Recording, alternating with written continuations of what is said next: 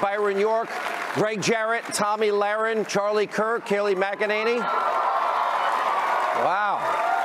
Also tonight, we have a special tribute to the Reverend Billy Graham, who sadly passed away today, the conscience of a nation at the age of 99. That's not what I'm calling for, and later Tucker. tonight, Australia's a pretty good example because after the massacre of 35 of its citizens in Port Arthur in 1996, they implemented a whole series. And very powerful, very emotional day today at the White House. We have the highlights.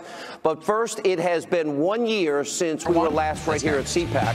A lot has happened with President Trump now in office. There's a long list of accomplishments, massive tax cuts, booming economy, and then, of course, you have all the destroy Trump forces in this country.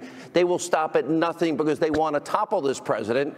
Now those forces tonight right here at CPAC will be exposed because, like we have been saying, 2018 is the year of the boomerang. We'll have that and so much more. We're at CPAC. Tonight's breaking news, opening monologue.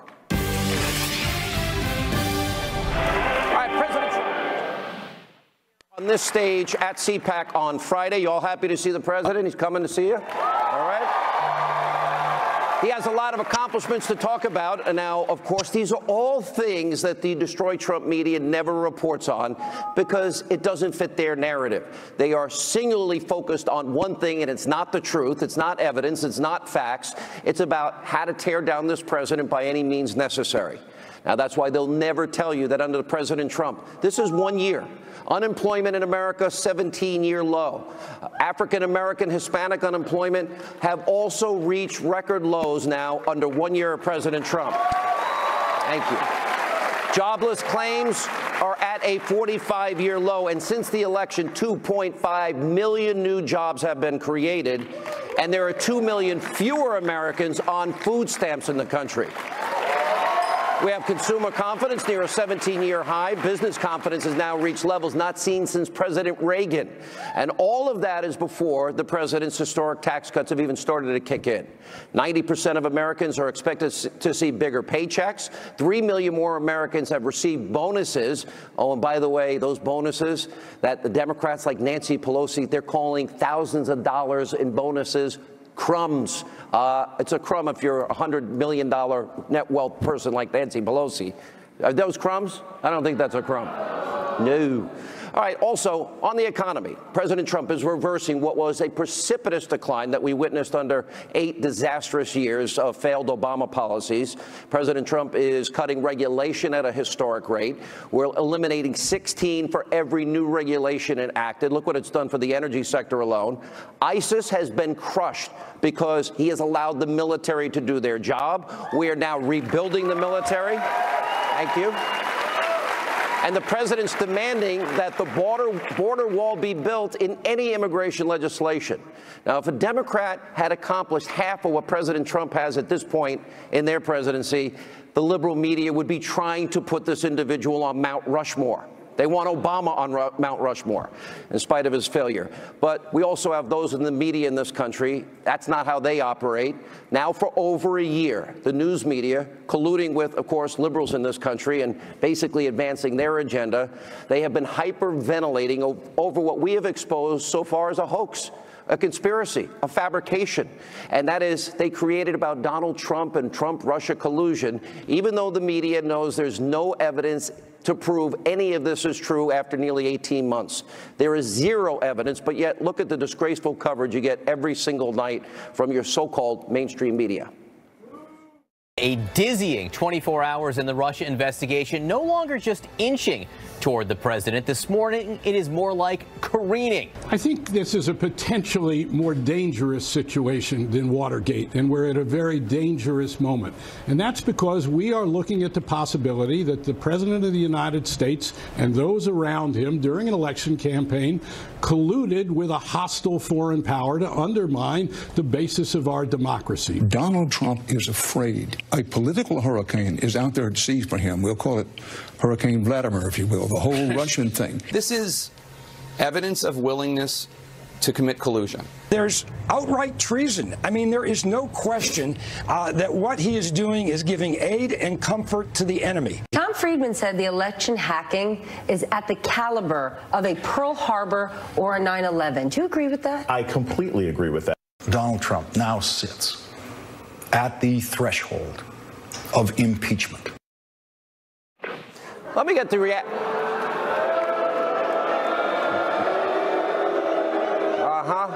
It just shows you the people in the media are nothing but liars and frauds.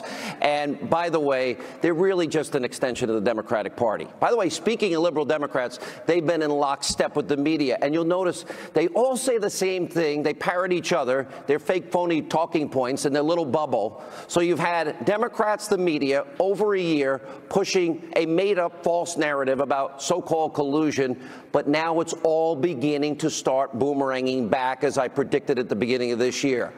Everything the media has accused Donald Trump of and his campaign of doing with Russia is exactly what Hillary Clinton and the DNC and Fusion GPS and Christopher Steele are all guilty of, and people should go to jail and likely will go to jail over all of this.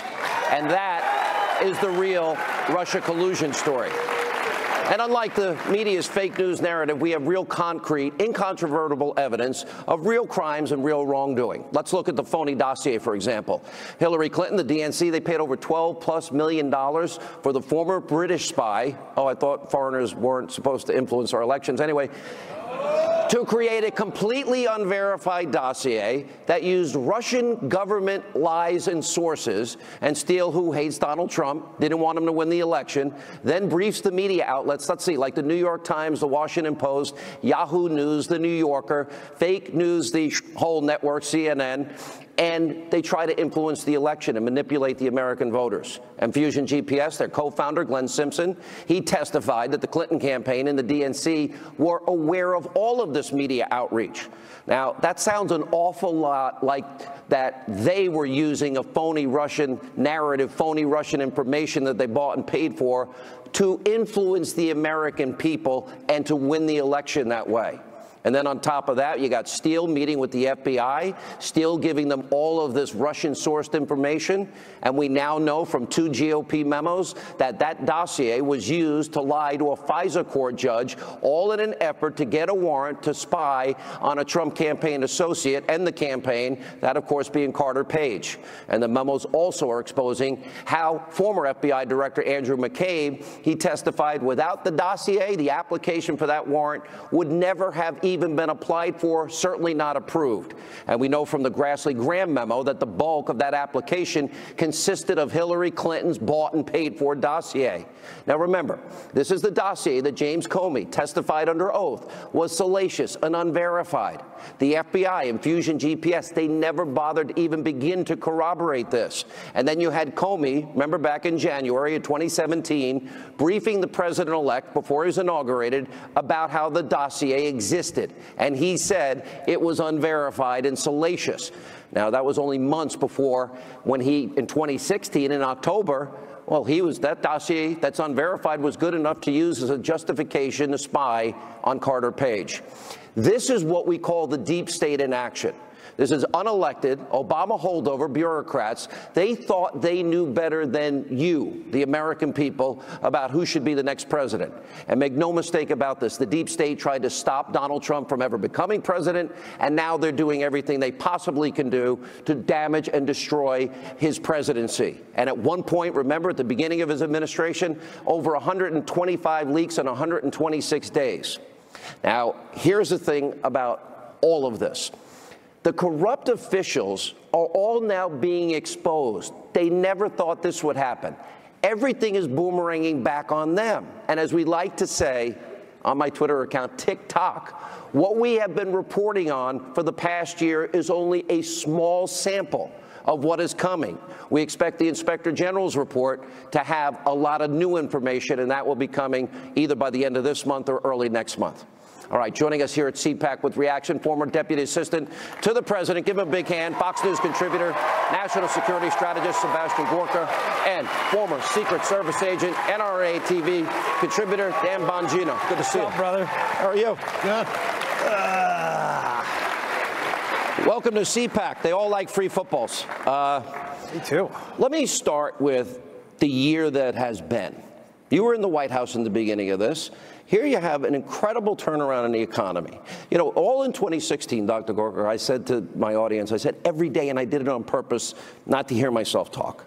I said, oh, we have, what, 13 million more Americans on food stamps, 8 million more in poverty after 8 years of Obama, worst recovery since the 40s, lowest labor participation rate since the 70s. We doubled the national debt, and the lowest home ownership rate in 51 years. In 1 year, this dramatic change has occurred, but it's not reported on. Why? Why? Because the majority of the media is in the tank for Hillary Clinton, the DNC. And let's just be very clear. If we didn't have President Trump's Twitter feed and Sean Hannity, Hillary Clinton would be president. Okay? So all of us... All right. I'm a convert, by the way. There were times I said, "Oh, please don't tweet that." No. He and won. It comes out. He won. He's up to 47 million followers. I think when you add all the social media, it's like on over Twitter, 100. just on Twitter. Just on Twitter. Why? Because he's jumping over the fake news industrial complex and saying, "Look, this is the truth. Do you want to defeat ISIS? Right? Do you want people to have jobs? Do you want to close the border?" What is the Democrat Party going to run on in November?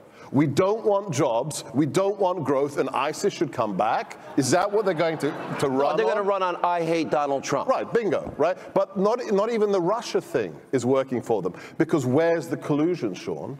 The collusion is in the DNC. It's Hillary, her lawyers, a foreign MI6 spy, not registered as a foreign agent. Oh, wait a minute, FARC matters? When there's a Republican president, I guess it does, right? But if it's a Democrat candidate, I guess not. And think of one more thing, $13 million. I mean, that's a pretty good, that's the kind of job I'd like. $13 million for one file, that's made up. It's propaganda that came from where? Russia. Russia, okay? So they colluded to undermine our election. I'll just close on this and I'll let Dan talk.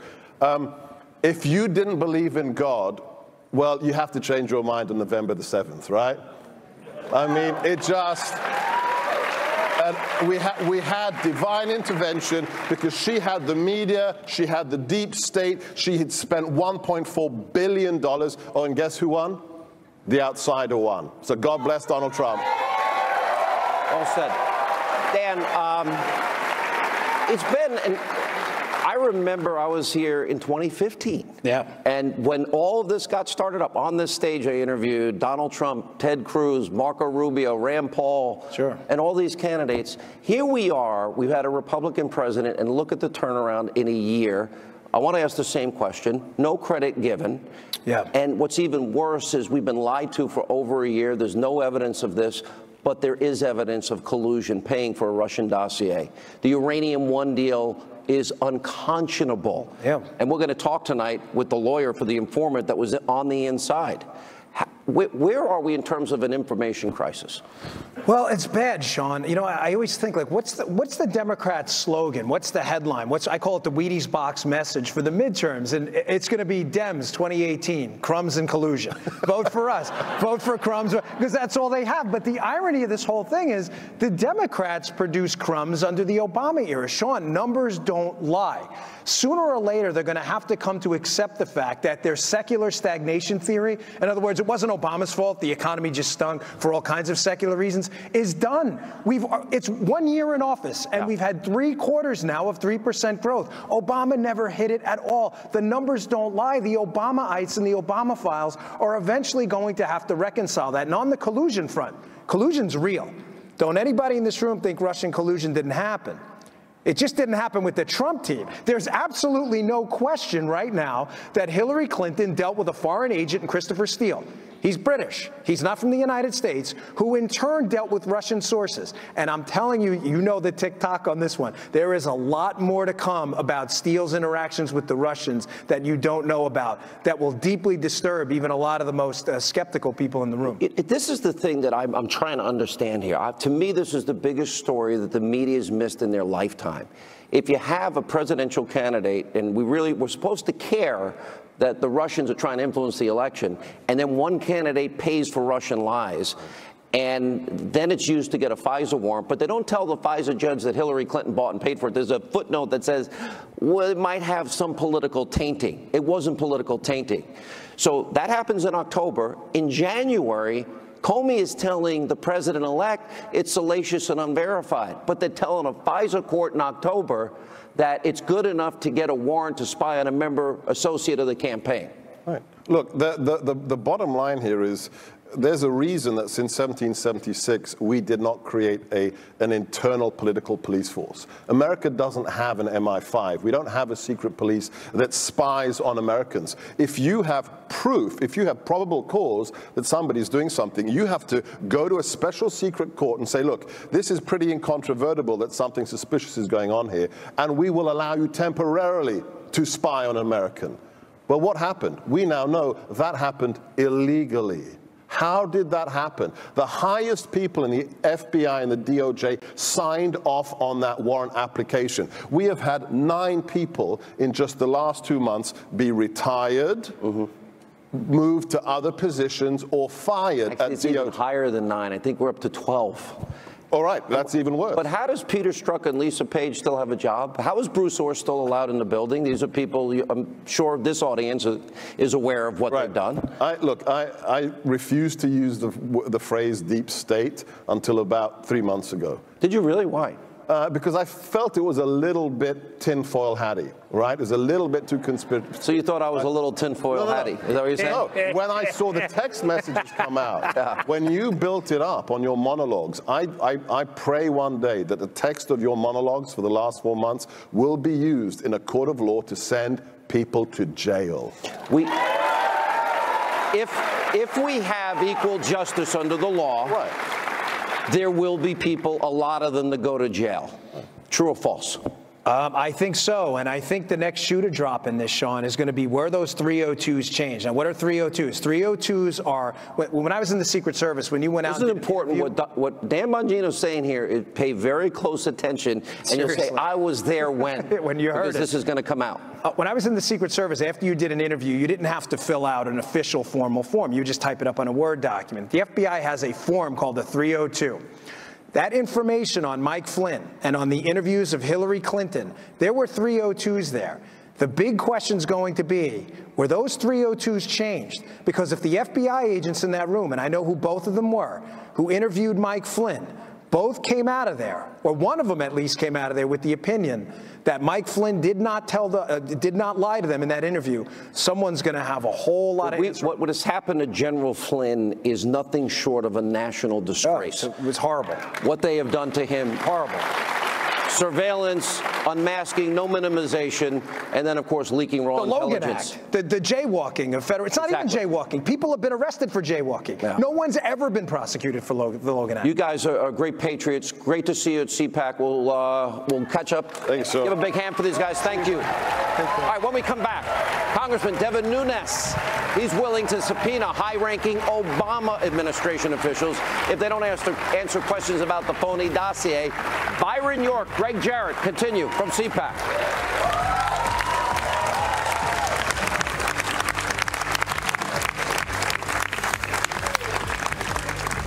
About the dossier. When did you learn that it was paid for by the Democrats? When did you learn that this was a political piece? Part of what we sent out today with the questionnaire with 10 questions on it also is a cover letter that says if you don't answer this, we're giving them a couple weeks to answer it, you will be subpoenaed and you will come before Congress to tell us when you knew about this. All right, that was the House Intelligence Committee Chairman Devin Nunes saying he is now going to subpoena former high-ranking Obama officials if they do not answer 10 simple questions that he sent to them about the anti-Trump dossier. Now, according to our own Catherine Herridge, now these Obama officials include former FBI Director James Comey, former CIA Director John Brennan, former Director of National Intelligence James Clapper, and Nunes' questionnaire is part of what he calls phase 2 of the House Republicans' investigation into this phony anti-Trump Hillary bought and paid for dossier. Now, meanwhile, Democratic Congressman Adam Schiff, soon to be MSNBC contributor, he expects his His party's FISA memo will be released this week with redactions after President Trump rightfully blocked it initially because it contained sources and methods and other sensitive information. And also tonight, ABC News is reporting that congressional investigators are unable to locate an alleged source for the anti-Trump dossier. Really? Joining us now from the Washington Examiner, big warm welcomes from CPAC to Byron York, and Fox News legal analyst, our friend Greg Jarrett is here with us. Good to see you guys. Thank you. Thank you. What's really interesting is this has now taken a turn towards Obama. Right. I predicted this was going to happen. A lot of us did. You predicted it. And the fact, who knew what, when, and where about the dossier? Who did they share it with? Most important questions. The theme that emerged on the dossier is how high did knowledge of the dossier go in the Obama administration? When we first heard about it, it was a couple of people in the FBI knew about it. And then we found out that more people in the FBI knew about it. And then we found out that people in the Justice Department, the larger Justice Department, knew about it, going up pretty high. And then we found out that a lot of people in the State Department knew about it. So I think the Nunes letter, and we'll have to see. Was that because of that final last-minute executive order 12333 that you can now share the intelligence with 16, 17 other agencies? I think it was more an interlocking web of personal connections. People knew Christopher Steele from doing this. The State Department knew him from Ukraine stuff, and the FBI knew him from the World Soccer investigation stuff. I think it was more personal connections than anything. So we need to see who all this Nunes letter is going to, and then you'll get a better idea of where he thinks that knowledge went. What about the people we do know that it's going to? And it seems that, well, we now know what happened January 5th. And then 15 days later, Susan Rice is writing a note to self, the last act she does in the White House. It was a classic CYA letter, and a misleading letter as well. It's inconceivable that the FBI and the Department of Justice would be launching a criminal investigation of a presidential candidate and spying on one of his campaign associates without high officials in the Obama administration knowing about it, probably including the president. And so the question now is, and Nunes wants the answers to it, and he's determined to get it, is who knew this? Was it Clapper and Brennan and Comey? Comey clearly knew because he was head of the FBI. But then he went to Trump Tower 3 months later and lied through his teeth to the president-elect. Right. Or he was telling the truth. He knew that this was an unverified dossier. That's a better point. I made. Yes, you're right. The dossier Comey knew was a fabrication. Anybody who reads it, and I have read it 100 times, I laugh every time. It is. Do you laugh at the hookers in the Brits in Moscow? Is that the funny part? It is so obviously absurd and preposterous that anybody with half a brain would look at this and throw it in the wastebasket and say, goodbye, Mr. Steele, goodbye, Glenn Simpson. We're not going to rely on you. Let me pick your legal mind, and then I got a question for Byron. Legally speaking, who do you see now that is in serious legal jeopardy? Well, I think James Comey, who signed off on it, Rod Rosenstein, who signed off on it, Andrew McCabe signed off on it, Sally Yates as well. Using a fake document as an officer of the court to convince a judge to spy on an American citizen is 6 different crimes: abuse of power, false and misleading statements, it's perjury, it's major fraud, conspiracy to commit fraud, and obstruction of justice. Those are the crimes, and people need to be prosecuted. Byron, imagine for just 1 minute that this is, let's reverse roles here. This is Donald Trump. Donald Trump pays for a phony Russian dossier to lie to the American people, manipulate them in the course of a lead up to an election. And then the phony dossier is used to get a FISA warrant to spy on a Clinton campaign associate. Imagine if that's the scenario. Tell us how it would be playing out in the country. Well, we'd be on fire about it. And we meaning? We, the entire political media world would be on fire about it. And we've seen, even when the president has said things like he wants his attorney general to be loyal even though the Attorney General Eric Holder had described himself as President Obama's wingman. We've seen people get up in arms about things like that are fairly small. You've been a pretty honest broker in all of this, but by being honest, you kind of have isolated yourself from, quote, mainstream media colleagues. You're not a partisan. You're not somebody, you're not me in terms of that, somebody that everybody knows I have a strong opinion. But you're getting to truth here. And that's what I see missing from the media more than anything, a desire to ascertain truth. Well, I got this idea a while back that the dossier is an interesting thing, and there are people who've been investigating this, trying to pull the threads on this, who've learned more and more about it, and they still think it's an interesting thing. And as far as the other stories that dominate other networks or big newspapers, I don't worry that they're going to be undercovered, and I do worry that this is going to be undercovered. So that's one of the reasons I pay attention to it. Where would you say this is going? Well, Nunes is heading it in the right direction. He doesn't have authority to prosecute. I think it's important to have a second special counsel. I have no confidence that Jeff Sessions and the Department of Justice. You want Sessions out? Yeah, and I mean, look, he's a nice guy, but he's been so compromised that I think it requires a second special counsel. If he appointed that special counsel, would that give you more confidence in him? Absolutely. Absolutely. And he has the authority to do that. He hasn't recused himself from that aspect of the case. Well, he didn't recuse himself from Uranium One. Right. And we saw now that is back in play. And there seems... What's interesting is that 2 months ago, behind closed doors, the deputy director of the FBI, Andrew McCabe, according to Fox News and their sources, told Congress that after all of this time, we still haven't been able to substantiate a single thing in that dossier except that Carter Page flew to Moscow and gave a speech, which is not a crime. And by the way, so did Bill Clinton. Was public information, which was clearly gleaned from the public venue by the guy who compiled the dossier, Christopher Steele, and then used knowingly for political purposes by people like the Hillary Clinton campaign, Glenn Simpson of Fusion GPS, and others.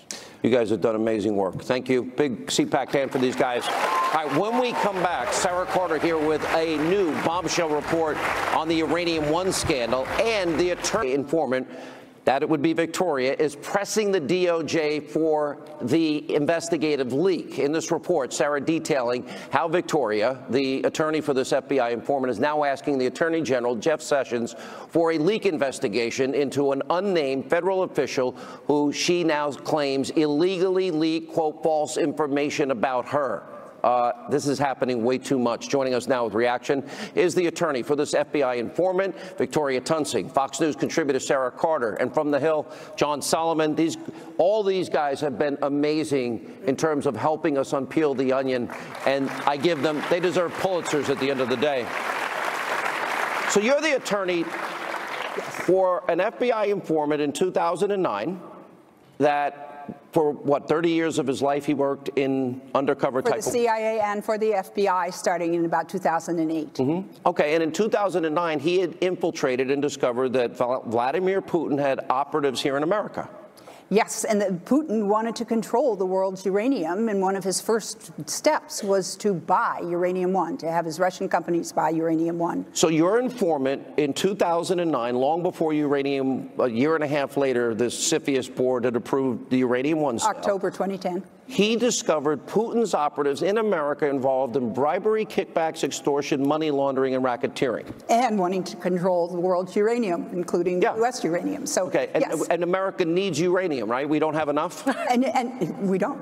And he did all this work for the government, suffered through 2 cancer bouts. He now has leukemia and is undergoing chemotherapy. And guess what happened?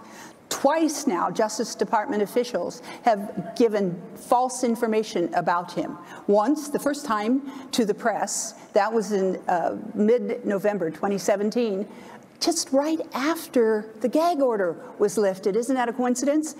And they gave it to Yahoo News, Michael Isikoff, and Reuters, and they just printed whatever they regurgitated. Is it fair to say that this informant, that it knows about Putin's network, everyone cares about Russia in the media, that they're involved in these crimes, that they want to get a foothold in America's uranium network. Is it fair to say he was risking his life? Yes, he was threatened on numerous occasions. So John Sullivan goes to the Justice Department after these leaks came out, and he gets an interview with a Justice Department official who says those leaks weren't authorized. They were unauthorized, and they were not accurate. Is it illegal?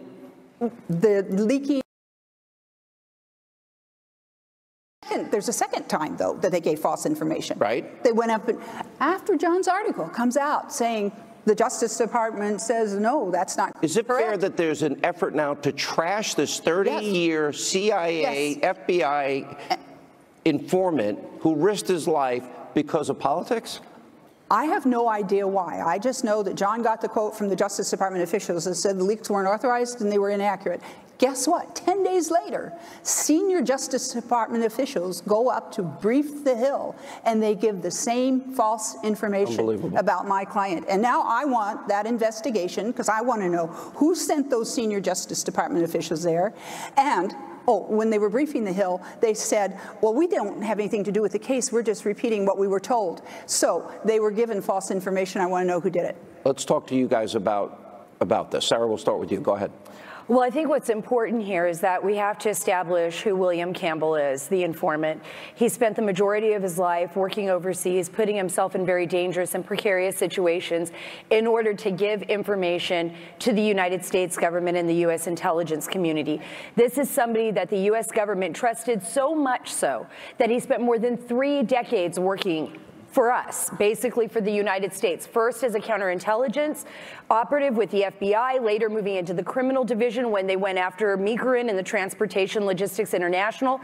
That was the trucking company that was moving uranium in the United States. So let me explain this to this audience, because this gets complicated. Remember, everyone cares about Russian influence and interference. That's right. So we had an FBI informant that saw Putin operatives in the country getting a hold of uranium. We had 18 months notice, and then we still gave Putin 20% of our uranium anyway.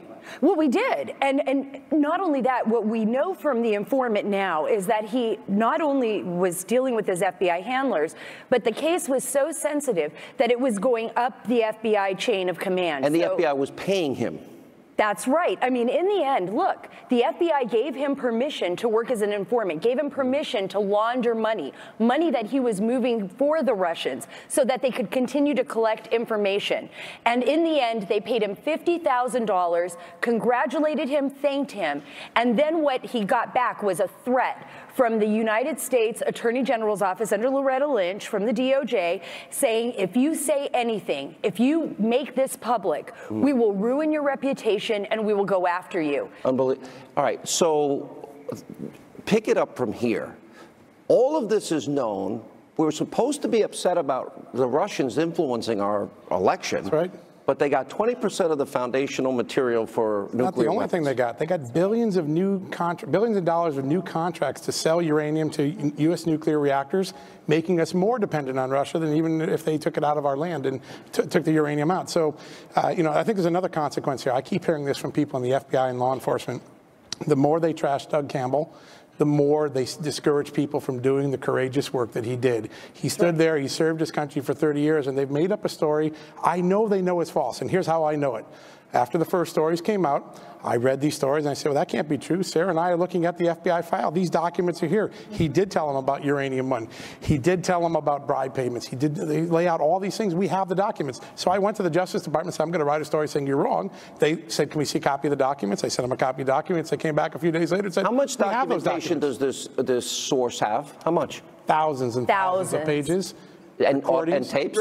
Audio tapes. But the FBI has them all. Yeah. Because he didn't keep every single one of them. But everything he gave lots of oral briefings to the FBI. So they were writing down the notes. They have everything. So they've known the whole time and they did it anyway. Well, the FBI, I don't think the FBI is doing this. And Hillary's husband got double his speaking fee, and we look at Peter Schweitzer's book, $145 million thereabouts kicked back to the Clinton Foundation with the people involved in the deal. Well, Sean, Hillary Clinton's husband, President Bill Clinton, got $500,000 to speak in Russia. Like for Renaissance Capital, from Renaissance Capital, which is a Russian bank, which is controlled by the FSB. And that had control, that had a stake in this deal. And guess what stock they were touting at the time? Who stock? Uranium One. Uranium. $500,000, 4 months before the CFIUS decision. I got to let you all go. This is unpeeling layers of an onion. All three of you have been phenomenal. Just last quick predictions, as John McLaughlin used to say. Will this become bigger than any other scandal we're following? Well, we know that the FBI is investigating the Clinton Foundation, so we might have some future there. I think so, bigger, Sean, especially with the FBI investigation. John? It's going to go back to 06 when Bill Clinton was in Kazakhstan, and it's going to go forward to a time when Oleg Deripaska, a famous Russian oligarch, people go to jail? FBI. Predictions. We'll see. It depends on how the Justice Department does its job. But they better lay off my client. Oh, it sounds. He's like the toughest attorney. Big hand for these guys. They've done amazing work. When we come back, President Trump had a powerful, emotional discussion. If he's not old enough to buy a drink, to go and buy a beer, he should not be able to buy a gun at 18 years old. Fix it. Should have been one school shooting, and we should have fixed it. And I'm pissed, because my daughter I'm not going to see again. President holding a very emotional listening session at the White House earlier today on the issue of school safety, mass shootings. Joining us now with reaction, Fox News contributor Tomi Lahren is with us, Turning Point USA founder Charlie Kirk, and RNC spokesperson Kayleigh McEnany are with us. To me, the solution is simple, is that every school should have a full threat assessment, security assessment. Retired armed military, retired armed police need to be in the schools to be a front line of defense, and many said that tonight. Well, I think that that's the logical solution, but at any time of tragedy, it's filled with emotion, as it should be. I think we should all be very honest with ourselves. This is a tragic time, and we need to let the victims grieve. We need to let the families grieve. We need to let them speak. I think everybody here, because we're First Amendment advocates, believe that everybody on either side of the issue has the right to speak about these issues, and we can come to some kind of a consensus. But I do think that we also need to tackle the cultural problems at play. It's not just a gun problem, and we should be able to have that conversation. It's got to be full, but if we decided, Charlie, that we wanted every single school in America safe, we could do that. We're capable of doing big things. You bring a great point about the threat assessment. It's amazing how many of these schools have not been properly analyzed, and they don't even know what to do in the case of a horrific shooting. But in moments like these, this will really define the nation's character and what our founding principles are. We should be deeply troubled by what happened, but we also have to stay principled to what we as freedom-loving Americans really believe. And this is really where it's going to take us to double down and say, you know what, we do think we should have mental health checks, but we shouldn't sacrifice our Second Amendment rights. But there's common sense, like you said, these threat assessments, securing these schools. We heard Mr. Pollack just then, who lost his daughter in that soundbite.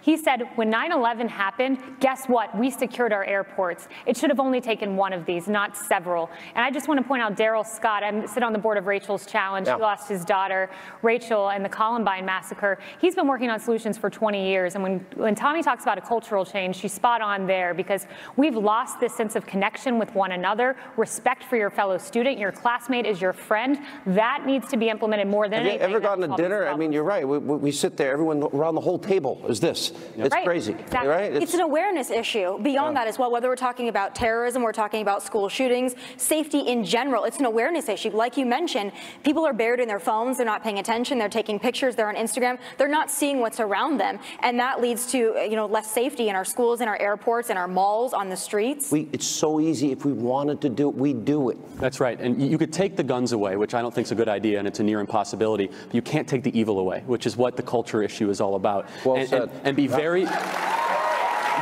careful in moments like these to give away your freedoms, because when you do, you're never going to get them back. Last word, Kayleigh. You mentioned evil. We've taken God out of our schools, and you take God out of this society, and you will see more and more of this happen on a daily basis. All right, exactly right. I really do. It's great to see three young people, and there's so many that are coming to CPAC, which open. All right, sadly today we lost a true American icon, the Reverend Billy Graham. He was called home at the age of 99. Now, back in 2005, I had the honor, the privilege. I interviewed Reverend Graham while he was holding his final crusade. He almost did 500 of these, and I asked him how he wanted to be remembered. Let's take a look. After 6 decades, how do you want people to remember you? What do you want people to think? Remember me that I was faithful to the gospel, faithful to the call that God gave me. And when I get to heaven, I'm going to ask him why he called me. Because I was much used to milking cows and working on a farm than I was preaching. Well, that great, good, and faithful servant went home today.